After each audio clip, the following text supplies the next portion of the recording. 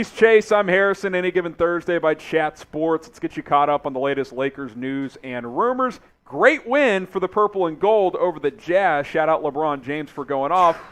But it did not come without a cost. Anthony Davis injured yet again, Chase. Get us caught up on the latest. This is really ugly. Going up for the ball and comes down and sprains his ankle in what looked like it could have been much more serious than it actually is. Suffered that nasty ankle sprain in the first half. Really unfortunate for him and Los Angeles because in that first quarter, he was straight up cooking Rudy Gobert. 15 points, looking like the vintage AD, the prime and healthy AD. But then he goes down with that ankle injury. Now, a lot to kind of talk about here. According to Dave McMenamin, he's going to be sidelined at least 2 weeks. Scheduled to get an MRI today on Thursday as we record this on, you guessed it, Any Given Thursday. Looking at that injury, and judging by the timeline of how long it's taken Anthony Davis to come back off of his respective injuries, he's been somewhat slow to recover. I don't know how he can be back in 2 weeks because those types of ankle sprains for basketball players, especially a big who's hovering in that 7 foot, maybe a little less range like Anthony Davis, it doesn't look good for him. And for Los Angeles, this spells disaster moving forward, in my opinion. This feels like 4 to 6 weeks to me. Yeah. We'll see what the MRI shows. If there's ligament damage in there, that means it's a high ankle sprain. That's at least a month, especially for a big. And, it's unfortunate because that's a really nice win for the Lakers. You're thinking, maybe this gets us some momentum, but AD goes down. Look, he hasn't been the player he was the year they won the title, but you can't replace him. I mean, you're not replacing 23 and 10 on your roster. So, let's assume he's out for a month plus. We've bagged on the guy all year, Chase, but I think you need more out of Russell Westbrook, unfortunately, considering he's on your roster. He's got to step up. He's played a little bit better as of late. I do want to give him some credit. There's been chatter. Do you trade AD in the offseason? I'd love to know what his value is if he continues getting banged up. I don't think it's what it was when you traded for him a few years ago. So a lot of drama there. We'll see what happens on that front in the offseason. But in the short term, you hope he's back as soon as possible as the Lakers. I think, Chase, as we bring you back in here, just kind of float around hoping to get in that play-in and try to make a run because they're not going to sneak into a top 5 or 6 seed at this point. No, yeah, they've been hovering around that 9 spot for quite a while. I do want to go back to that Anthony Davis trade question. You think about it in this way. LeBron James is 37 years old. He needs a legitimate co-star in order to chase a championship. And let's face it, while he was phenomenal against the Utah Jazz, he's been great as an MVP candidate this year. He's getting older. How long do his prime years last? And if the answer to that question is not that much longer, you got to maximize his prime while he's still here. So do you trade away Anthony Davis, who's been injury prone, who's been brittle, who's never played a full season throughout his NBA career, to get LeBron James a more available co-star? Let's just say that the Lakers can trade away Anthony Davis for Bradley Beal, who continues to be unhappy with the situation in our nation's capital with the Washington Wizards. He too, like Anthony Davis, injured right now. But for Beal, he's out for the remainder of the year, which I think helps him kind of shift his focus to the offseason in maybe asking for a trade. And if you're Washington, yes, AD is injury prone, but you'd be getting back a marquee, marketable superstar, and there wouldn't be too much of a drop-off in terms of the stats, in terms of star power. So if you're the Lakers, do you think about it? AD for Bradley Beal, while AD's value is so high, I would certainly explore it.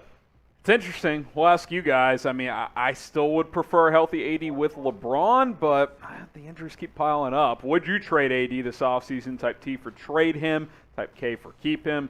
Big couple of months for the Lakers. Let's get into our updated NBA buyout candidates, Chase. Goran Dragic has been bought out by the Spurs, so he is free to sign elsewhere. We'll see if and when he does sign. A lot of other names to keep in mind here as well. A lot of suitors for Dragic, who is an all-star with a bunch of playoff experience. I really think he's going to help move the needle for a playoff team out there, depending on where he does sign. John Wall could get bought out, but for him, making a lot of money this year, so does he agree to that buyout? Dennis Schroder with the Houston Rockets, after getting getting traded there in exchange for Daniel Tice from the Boston Celtics. Could also be a guard who can start or come in off the bench. I really like Gary Harris. Same can't be said for DJ Augustin, but Gary Harris is a really, really good player. And I think as a 3-level scorer coming in off the bench would really give you good depth if he's bought out, if he signs with another team. Woj's teams in the mix. Is this for Dragic? As we sit as of now? Brooklyn, Chicago, Golden State, also the Clippers, Lakers, and Bucks. Now, people are like, hey, Dragic was at the Heat-Mavs game the other night. He played with the Heat forever. He's wanted to play with Luka Doncic. You never know. Maybe those teams are some dark horse possibilities. I do think he's for sure going to latch on with a contender chase as we progress toward that March 1st deadline. Yeah, and with some of those teams, Portland Trail Blazers, they trade away Norman Powell. He goes to the Clippers, but now he's out with that broken foot, so they're in need of a guard. I think that Dragic on the Lakers could really help them offensively, although Russell Westbrook last couple of games has been playing very well. Golden State, he gives you really good depth. Lonzo Ball still out. Alex Caruso turning the corner with his injury, but Dragic there seems like a solid fit as well. I think the New York Knicks should be in play for Dragic's services because they desperately need a point guard and somebody to just calm down the offense late in games. Just don't think he's going to sign with a non-contender, and the Knicks are not contending this year. John Wall doesn't sound like there's a lot of momentum for him to agree to a buyout. Of course, he's making over $40 million, has another year on his contract worth $47 million, so we'll monitor that and see if something changes there, but I don't anticipate him agreeing to a buyout. Maybe something happens this offseason via trade or a buyout there, but I think he's just going to hang out this year. It was great to see him come back off of a couple of injury-plagued seasons last year and play well with the Houston Rockets. Hasn't played a game at all this year after last campaign, averaging 20.5 points per game. Gives you a lot of the same athletic traits as a Russell Westbrook, sometimes breathtaking in the open floor. Not the most efficient offensive player, but a guy who can really push the tempo, push the pace, and really play make for you. I want to see good players on the floor, and John Wall's a good player. We haven't seen him on the floor this year, though. Who is the best buyout guard that is out there? I think if John Wall became available, he's the answer. Dragic for sure currently. Yeah. I don't think there's any doubt about that. Let us know what you guys think on this one, the best NBA buyout guard on the market. Now, we got some of the best hoodies available on sale for you guys at chatsports.com/NBA hoodie. Hoodies for all 30 NBA teams, a lot of them on sale as well.